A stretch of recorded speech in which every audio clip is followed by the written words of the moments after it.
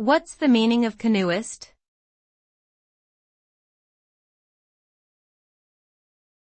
Canoeist.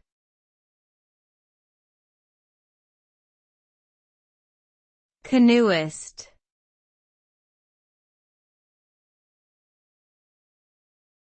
Canoeist.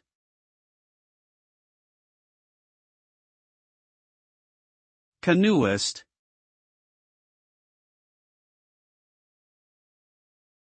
A canoeist is someone who participates in the sport of canoeing, which involves propelling a small boat through water using a single-bladed paddle.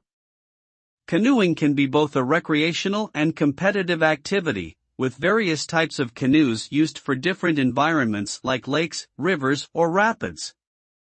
A skilled canoeist must possess good balance, endurance, and technique to navigate through the water effectively.